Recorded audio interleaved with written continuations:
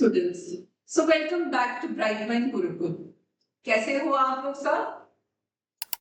आज हम लोग जिस टॉपिक को लेके डिस्कस करने वाले हैं वो है प्रोविजंस एंड रिजर्व्स। ठीक है, प्रोविजंस एंड रिजर्व्स, ये दोनों जो वर्ड्स हैं, प्रोविजन एंड रिजर्व्स, दोनों की ट्रीटमेंट बहुत सिमिलर है। दोनों को प्रॉफिट एंड लॉस में ट्रीट किया जाता है और दोनों को लायबिलिटी साइड में बैलेंस शीट में इसका ट्रीटमेंट होता है, लेकिन फिर भी दोनों डिफरेंट है। और वो डिफरेंट क्यों है और डिफरेंट है तो किस तरह से उसका ट्रीटमेंट भी डिफरेंट कहां पे है, इसके बारे में आज हम लोग डिस्कस करने वाले हैं। तो पूरे वीडियो को ठीक से ढंग से देखना, छोटे छोटे कॉन्सेप्ट्स हैं, क्लियर होगा तो बड़े बड़े क्वेश्चन सॉल्व करने में आप लोग को आराम होगा। ठीक है, तो पहले हम लोग डिस्कस करते हैं प्रोविजंस। ठीक है, एक गोइंग कंसर्न कॉन्सेप्ट यहाँ पे मैंने लिखा हुआ है, इसको डिटेल्स में आप लोगों ने पढ़ा होगा जब अकाउंटिंग कॉन्सेप्ट्स, अकाउंटिंग स्टैंडर्ड्स वगैरह ये सब पढ़ रहे थे, तब आपके पास ये वाला टॉपिक आया होगा, गोइंग कंसर्न कॉन्सेप्ट। इसका मतलब ये होता है कि बिजनेसमैन जब बिजनेस स्टार्ट करता है तो उसके दिमाग में यही रहता है कि ये बिजनेस रन करने वाला है बहुत सारे सालों तक। ठीक है, ये बंद नहीं होने वाला है, it's not going to close down. इसी कॉन्सेप्ट को ध्यान में रखते हुए वो अपने बिजनेस को चलाता है। तो इसलिए इसे क्या करना होता है, इसको ध्यान में रखना होता है कि करंट जो भी खर्चे हैं, करंट जो भी इनकम है या करंट जो भी लायबिलिटीज हैं, उसके साथ साथ उसको अपने फ्यूचर की लायबिलिटीज के लिए भी प्रोवाइड करने की जरूरत होती है।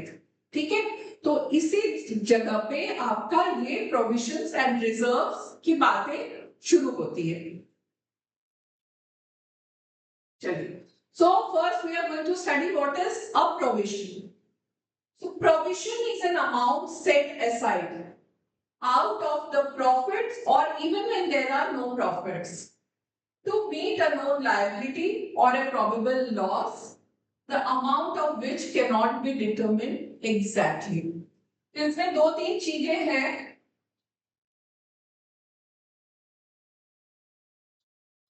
जिसको ध्यान में रखना है। So provision is first amount set aside. ठीक है, कुछ अमाउंट सेट असाइड होता है, मतलब हम प्रॉफिट में से, या अगर प्रॉफिट नहीं भी है, सपोज आउट ऑफ प्रॉफिट्स और even when there are no profits, यानी प्रॉफिट के साथ वो डायरेक्टली रिलेटेड नहीं है, so it is not an appropriation of profit, हम लोग प्रोविजन को कहते हैं it is a charge on profit.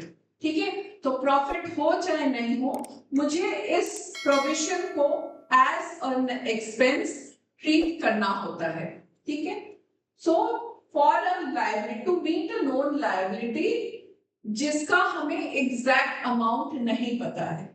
ठीक है, सो अगेन फिर से हम लोग पढ़ते हैं, provision is a charge against profit to cover a known liability, the amount of which cannot be determined accurately. ठीक है, समझ में आ गया होगा, तीन चीजें बात ऐसे बताया जा रहा है। और इसके एग्जाम्पल है प्रोविजन हम किस लिए करते हैं, जैसे provision for bad and doubtful debts, provision for depreciation, हमने डेप्रिसिएशन चैप्टर में भी पढ़ा था कि डेप्रिसिएशन एक नॉन कैश एक्सपेंडिचर है, उसका दो ट्रीटमेंट होता है, एक हम डायरेक्ट इसमें खर्चे में दिखाते हैं, एसेट से माइनस करते हैं, और दूसरा हम एक प्रोविजन फॉर डेप्रिसिएशन अकाउंट बनाते हैं, provision for outstanding expenses and provision for discount और डेटर्स। इस तरह के खर्चों के लिए हम एक प्रोविजन बनाते हैं। मतलब बिजनेसमैन ये प्रोविजन क्यों बनाता है, suppose provision for bad and doubtful debt, इसी को लेके बात करते हैं। So bad and doubtful debts. Suppose businessman ने कुछ सामान सेल किया, तो सेल उसकी जो हुई है या तो कैश में होती है या क्रेडिट में होती है, ये आपको पता है। जो क्रेडिट सेल्स होता है उसमें ये होता है कि हमने सेल कर दिया है, और जो डेटर है वो मुझे प्रॉमिस करता है, वो बिजनेसमैन को प्रॉमिस करता है कि बाद में नेक्स्ट ईयर हो सकता है पैसा देगा। ठीक है, so those persons who take the goods to whom goods are sold on credit, they are called debtors. So debtors जो होते हैं ये क्रेडिट पे गुड्स को लेते हैं और प्रॉमिस करते हैं कि नेक्स्ट ईयर या उसके नेक्स्ट ईयर तक पूरा पैसा दे देंगे। तो बिजनेसमैन को एक डाउट होता है कि ये डेटर्स, ये गुड डेटर्स भी हो सकते हैं जो टाइम से पैसा दे देंगे, या कुछ बैड डेटर्स भी होते हैं। ठीक है, सो जो बैड डेटर्स हैं वो ऐसे हैं कि सपोज उन्होंने अपनी इच्छा से पेमेंट नहीं किया, उसका इंटेंशन खराब हो गया, या वो बैंकरप्ट हो गया, पैसे उसके पास है नहीं, या थर्ड उसकी डेथ हो गई, कोई भी कारण से वो बैड हो सकता है। ठीक है, तो ये जो बैड डेट्स है, अगर अगले साल उस बिजनेसमैन को ये पैसा नहीं मिलता है तो ये पूरा पूरा लॉस हो जाता है। ठीक है, तो उसके लिए एक हेवी एक्सपेंडिचर हो जाता है, कितना ज्यादा पैसा उसको मिल नहीं पाता है। तो वो क्या करता है कि इसी साल करंट ईयर में वो अपने प्रॉफिट एंड लॉस अकाउंट में, प्रॉफिट एंड लॉस अकाउंट में एक प्रोविजन बना के चलता है,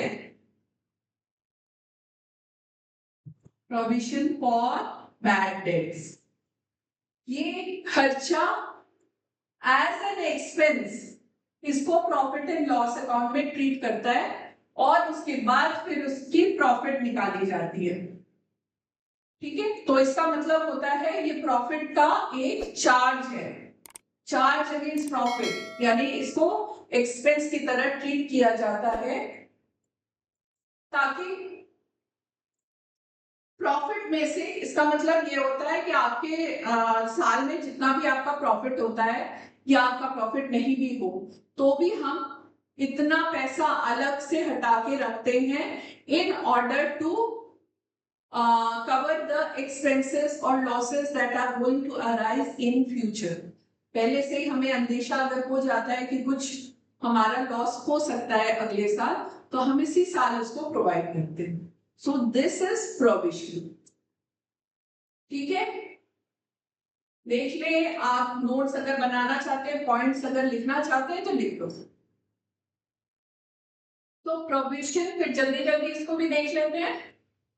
provision is a charge against profit and debited to profit and loss account. और पर्पस फॉर क्रिएटिंग प्रोविजन क्या क्या है?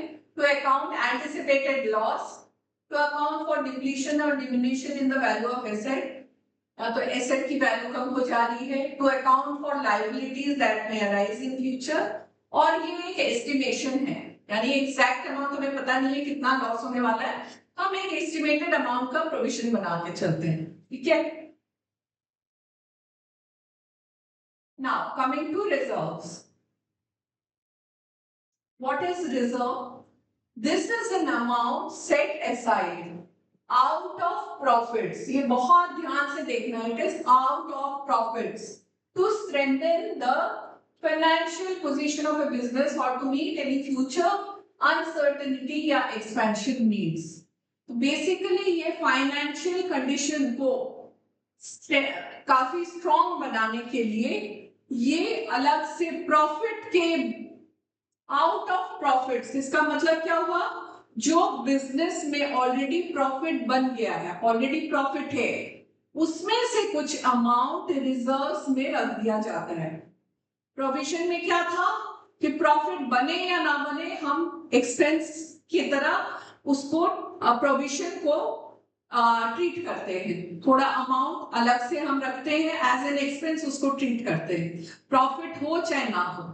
और इसमें क्या होता है कि जब प्रॉफिट होता है तो उसमें से कुछ अमाउंट अलग निकाल के रखते हैं ताकि हम फ्यूचर में उसको अच्छे किसी पर्पस के लिए यूज कर सके। ठीक है, so reserve is an appropriation of profit. हमने प्रोविजन के लिए पढ़ा था, it is a charge on profit, और ये appropriation of profit retained in the business for general and specific purpose.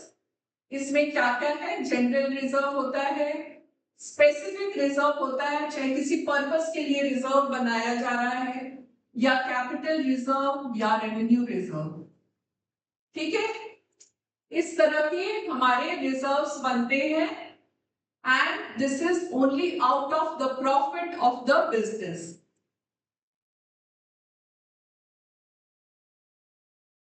Reserve is appropriation of profit, so it does not affect the profit and loss account. यानी profit already हो चुका है, हमने already business का पूरा accounting जब किया है तो उसमें से जब इनकम में से खर्चों को निकाल के जो प्रॉफिट निकला है उसमें से अलग हम हटा के रिजर्व्स बना रहे हैं। पर्पस क्या है? Expansion of business, improvement of financial position, किसी लायबिलिटी को खत्म करने की अगर बात हो तो, और मीट अनफॉर्सीन कंटिजेंसी, कोई भी इमरजेंसी कोई पर्पस के लिए इसको अलग से रखा जाता है। ठीक है, नाउ अ कंपैरिजन, तो जल्दी जल्दी हमें समझ में आ जाएगा कि रिजर्व और प्रोविजन में क्या क्या डिफरेंस है। पर्पस होता है प्रोविजन का टू मीट नोन लायबिलिटी और एक्सपेक्टेड लॉस, जैसे हमने बोला था बैड डेट्स बैड हो सकता है, सो नोन लायबिलिटी, और इसमें टू स्ट्रेंथन फाइनेंशियल पोजीशन, इसमें कोई स्पेशल पर्पस होता हो भी सकता है, नहीं भी हो सकता है, ऐसा नहीं जरूरी है। जैसे कोई स्पेसिफिक रिजर्व बना तो किसी एक पर्पस के लिए हुआ, अदरवाइज आप प्रॉफिट में से कुछ पैसा निकाल के रखा जाता है to strengthen financial position.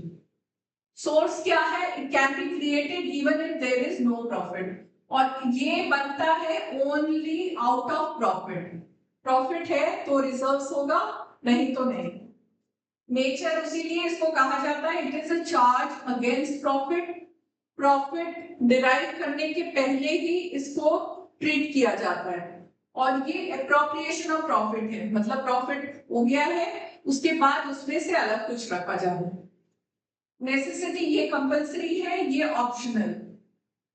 Shown in the account, ये इसको क्या करते हैं हम लोग, या तो हम इसको लायबिलिटी साइड में दिखाया जाता है, या हम एसेट में से, अगर किसी एसेट के लिए बनाया जा रहा है जैसे डेटर्स है तो डेटर्स में से हम माइनस कर देते हैं, नहीं तो हम इसको लायबिलिटी में रिजर्व फॉर बैड डेट्स इसको दिखाया जाता है, प्रोविजन, रिजर्व नहीं प्रोविजन दिखाया जाता है। ठीक है, और this is shown under reserves and surplus, ये भी लायबिलिटी साइड में ही होता है लेकिन रिजर्व्स एंड सरप्लस के अंदर इसको दिखाया जाता है।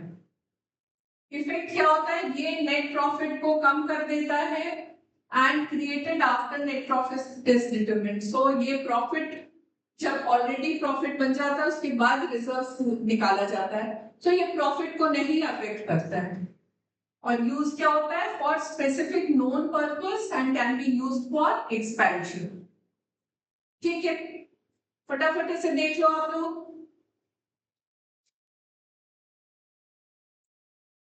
सो प्रोविजन एंड रिजर्व का डिफरेंस हमें समझ में आ गया।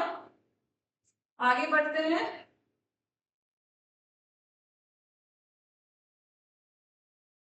सो दिस इज इट, एक छोटा समरी जिसमें हमने सिर्फ प्रोविजंस एंड रिजर्व्स के बारे में आपको बताया है कि किस तरह से ये डिफरेंट है और इसकी ट्रीटमेंट कैसे होती है। ठीक है, अब जब बड़े बड़े सम्स करेंगे तब हम इसको, जब इसके ऊपर कोई पॉइंट्स आएगा और सम सॉल्व करना पड़ेगा तब आपको ये इजी लगेगा। ठीक है, और कोई डाउट होगा तो आप जरूर हमें लिखिएगा, पसंद आए तो लाइक जरूर करिएगा।